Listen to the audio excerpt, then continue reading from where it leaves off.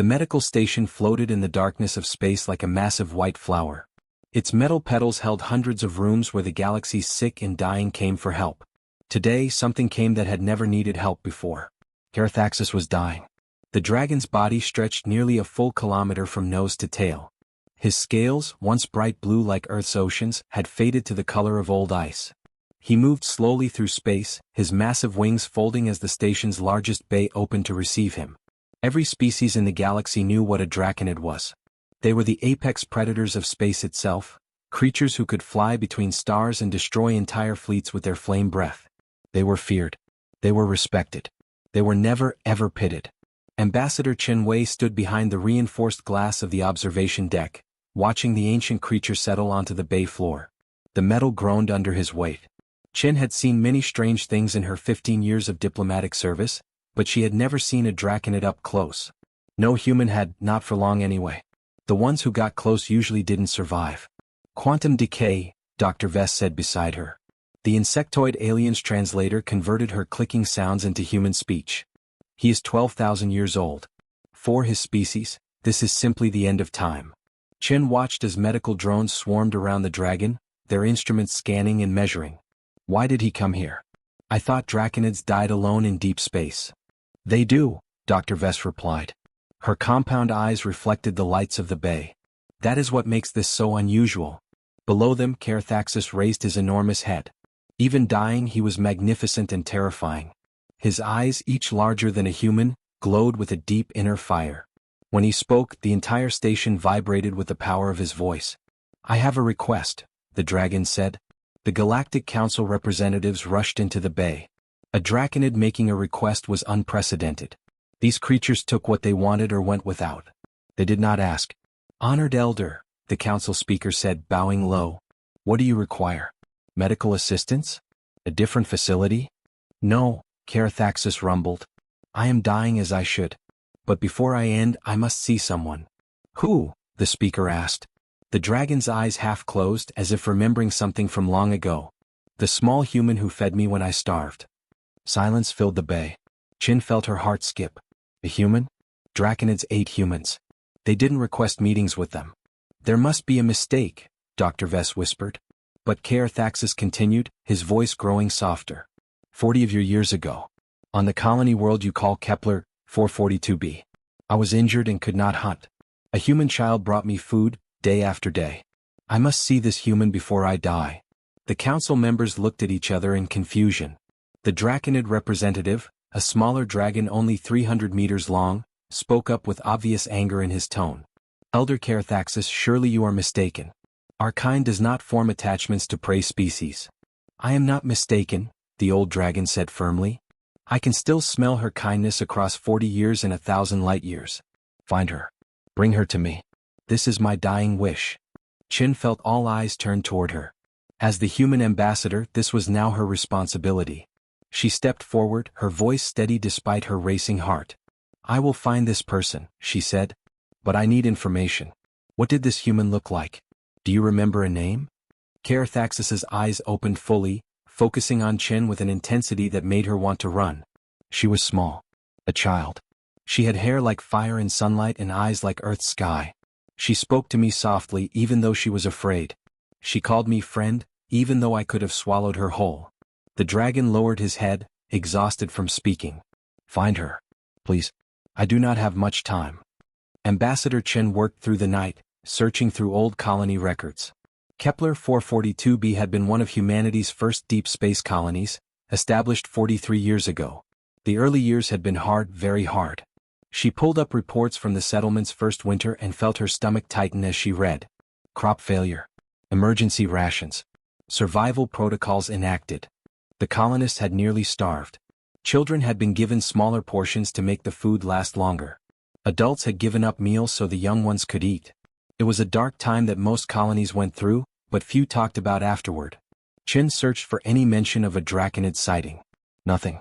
The colonists had been too focused on survival to notice what lurked in the forests beyond their walls. She changed her search, looking instead for disciplinary reports involving children. There. A single entry from February 2305. Child Emma Harrison, age 7, reprimanded for violation of rationing protocols. Food supplies found missing from family allocation. Child observed leaving settlement perimeter against safety regulations. Chin felt a chill. A 7-year-old girl taking food during a time when everyone was starving. The report continued with a note from the settlement's security chief. Camera footage shows child Harrison leaving settlement walls on 17 separate occasions over a 3-week period. She carries food containers to forest edge and returns empty-handed. When questioned, child claims she is feeding a friend who is hungry. Parents have disciplined her. Matter closed. 17 times. Chen pulled up the security footage, watching grainy black and white images of a small girl with red hair sneaking through the settlement gates. The camera showed her walking to the edge of the forest, setting down containers and sitting nearby. She would stay for hours, sometimes talking to something the cameras could not see. The girl's lips moved constantly as if having a conversation. Then she would pick up the empty containers and return home. Chin enhanced the footage, looking at what the girl had brought. Her breath caught. These were not scraps or leftovers. These were full meal portions. During a time when the colony was rationing food, this child was giving away her own meals. She was starving herself, Chin whispered to the empty office. She tracked down Emma Harrison's current location through the colonial registry. The girl was now 47 years old, Dr. Emma Harrison, a xenobotanist specializing in terraforming. She worked on a research station orbiting Proxima Centauri. Chin sent a priority communication request. The response came 12 hours later. A woman with faded red hair and tired blue eyes appeared on the screen. Ambassador Chin? Emma said. I received your message, but I don't understand. Why does the Galactic Council want to speak with me? Dr. Harrison, I need to ask you about something that happened when you were a child. On Kepler 442b, during the first winter, you were caught taking food outside the settlement walls. Emma's face changed, becoming distant. That was a long time ago. I was just a child. What were you feeding? Chin asked gently. Emma was quiet for a long moment. I thought it was a baby animal. Something lost and hurt. I found it in the forest, hiding in a cave. It was so scared and hungry. I could hear it crying. She paused, her eyes glistening. I know it was stupid. We barely had enough food for ourselves. My parents were so angry. But I couldn't let it starve. What did this creature look like? I never saw it clearly. It stayed in the shadows. But it had blue scales and warm breath. Its eyes glowed in the dark like embers. Emma shook her head. After 3 weeks it was gone. I went to the cave one day and it had left. I always wondered if it survived. Chin felt her pulse quicken. Dr. Harrison, I need you to come to Medical Station Zenith's Hope immediately. What? What is this about? The creature you fed 40 years ago is dying, Chin said softly. It is a draconid elder named Kaerthaxis. He is 12,000 years old, one of the most powerful beings in the galaxy. And his final wish is to see you again. Emma stared at the screen, her face pale with shock. That's impossible. That was just a small, hurt animal. It was never small, Chin said. You saved the life of a dragon, Dr. Harrison. And now he wants to thank you. Emma's ship docked at the medical station 3 days later. Her hands shook as she walked through the corridors. Ambassador Chin met her at the entrance to the observation deck. Are you ready? Chin asked. Emma shook her head. No. How could anyone be ready for this? They walked to the viewing window. Emma stopped breathing when she saw him. Kaerthaxis filled the entire bay, his body coiled like a sleeping mountain.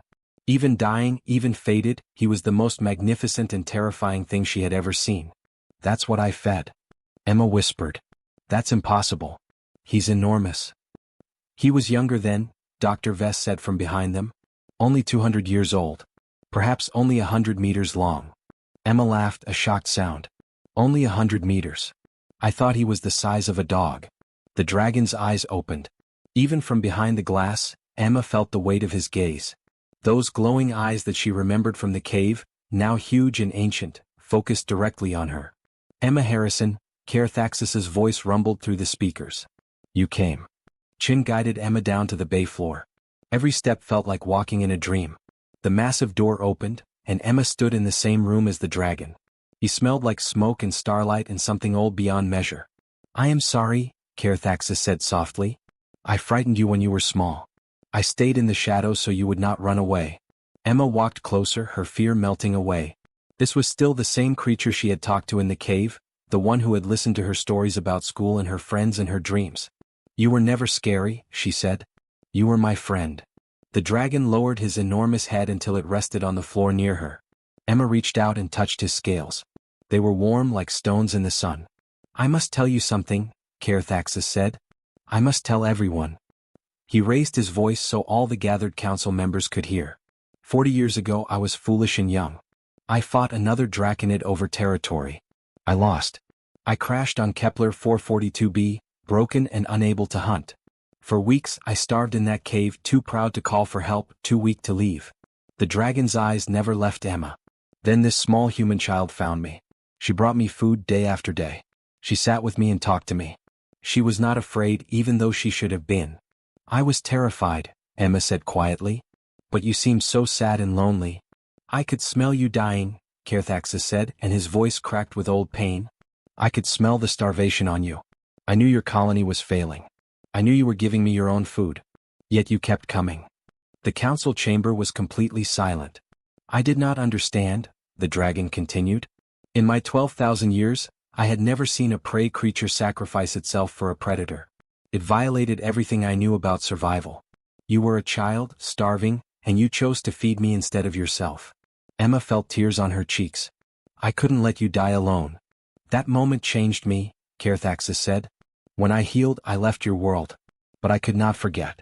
For 40 years I have watched humanity. I have prevented 17 draconid raids on human colonies. I have stopped wars before they started. I have protected your species in secret because one human child showed me that kindness exists, even in the darkest times." The Galactic Council members gasped. Ambassador Chin grabbed the railing for support. "You saved us," Chin asked. "All those times our colonies were spared from draconid attacks?" "It was not mercy," Carathaxis said. "It was a debt. Emma Harrison saved my life when she was 7 years old and starving. She gave me everything she had and asked for nothing in return. The least I could do was ensure her species survived." Emma knelt beside the dragon's head, crying now. "I just didn't want you to be alone." "I know," Carathaxis said gently. "That is why what I ask next is so important." Carathaxis shifted his massive body, and a soft glow began to emanate from deep within his chest. The light pulsed like a heartbeat, blue and gold and white all at once. "When a draconid dies," the ancient dragon said, "we carry within us what we call the core flame. It is our life force, our memories, our very soul. Normally, it dies with us and returns to the stars." The other draconids in the council chamber stirred uneasily. Their smaller forms coiled tighter, eyes narrowing. "But there is another way," Carathaxis continued. "The core flame can be given to another. Passed on. The one who receives it gains our strength, our knowledge, our years. They become what we call a flame bearer." Emma stepped back, suddenly understanding. "You want to give me your core flame?" "Yes." Before Emma could respond, the draconid conclave exploded in fury. 5 dragons roared at once, their voices shaking the station. The largest among them, a female named Scarith, slithered forward. "Absolutely not." Scarith's voice cracked like thunder.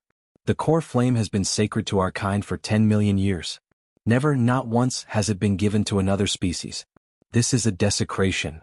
"Elder Carathaxis," another dragon called out, "you cannot do this. She is prey. She is food. You would make this human our equal?" Carathaxis did not back down. "I would make her my heir. The core flame is mine to give." Dr. Vess pulled Emma aside, her insectoid face close. "Dr. Harrison, you must understand what this means. If you accept, you will live for centuries. You will be able to survive in the vacuum of space. You will carry the memories of 12,000 years. But you will also become something no longer entirely human." Ambassador Chin joined them, speaking urgently. "Emma, the political consequences would be enormous. This could start a war. The draconids are already angry. The human government is sending messages telling you to refuse." Emma looked at the glowing light in Carathaxis's chest, then at his ancient eyes. "Why me?" she asked him. "I was just a child who shared her lunch." "That is exactly why," the dragon said softly. "You expected nothing. You gained nothing. You nearly died from your kindness. Most beings in this galaxy help others because they want something in return. Power. Status. Favor. You helped me because you could not bear to watch me suffer." He paused, and Emma saw something she never expected to see in a dragon's eyes. Tears. "My kind is dying out," Carathaxis said. "We are too proud, too isolated, too afraid to change. In another 1,000 years there will be no draconids left. We will disappear and all our knowledge will disappear with us. His voice grew stronger. But your kind builds bridges. Your kind reaches out even when it hurts. Your kind gave me a second chance at life when I deserved nothing. I don't know if I'm strong enough, Emma whispered. You carried my weight when you were 7 years old and starving, Carathaxis said. You are stronger than you know. Scarith hissed in rage. If you do this, human, the Draconid Conclave will consider it an act of war. Emma stood silent for a long moment. She thought about that little girl in the cave, talking to something she could not see. She thought about how lonely that creature must have been, hiding in the darkness. She thought about 40 years of secret protection, of lives saved, of kindness repaid 1,000,000 times over. She looked up at Carathaxis and smiled. You were my friend when I was 7. You're still my friend now. If this is what you want, if this is your final wish, then yes. I accept. The dragon's eyes brightened with joy and relief. Thank you, Emma Harrison.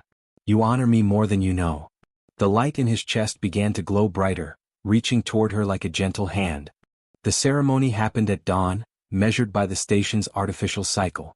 Emma stood before Carathaxis as the core flame emerged from his chest, a sphere of pure light no bigger than her fist. It floated toward her, warm and alive, pulsing with ancient energy. Do not be afraid, Carathaxis whispered. This will not hurt. The flame touched her chest and Emma gasped.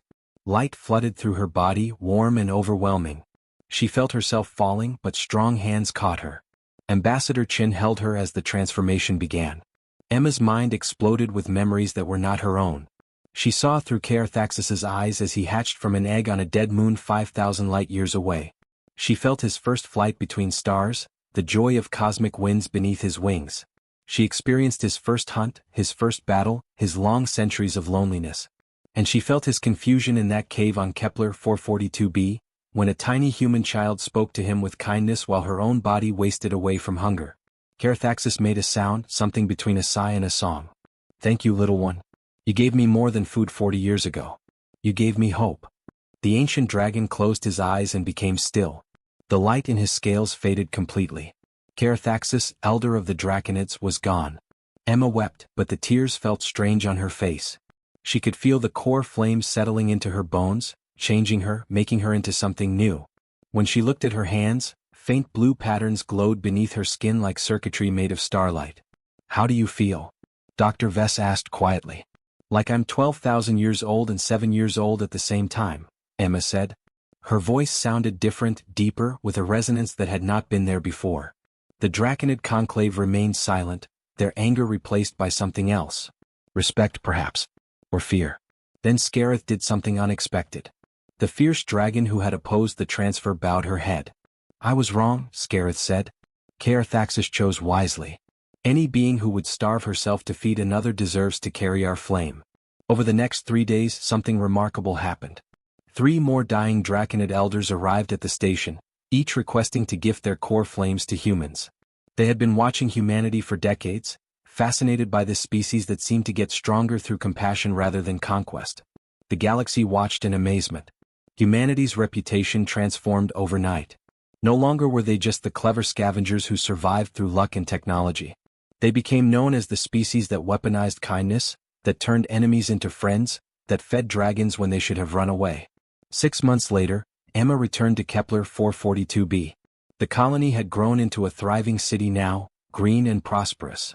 She walked through streets she had known as a child, seeing them with eyes that held 12 millennia of memory. She found the forest, the cave. It was smaller than she remembered. Emma planted a tree there, a earth oak that would grow for centuries. Young children from the colony gathered around, staring at the woman with glowing blue patterns on her skin. Tell us about the dragon, a little girl asked. Emma knelt down, smiling. The children gasped as her eyes briefly flared with inner light. I'll tell you what he taught me, she said gently. Kindness is never wasted, even when you think no one is watching. Even when you're scared. Even when it costs you everything. Because you never know when feeding a lonely creature in a cave might change the entire galaxy. The children listened, wide-eyed. And Emma felt Carathaxis's presence within her, warm and proud, finally at peace.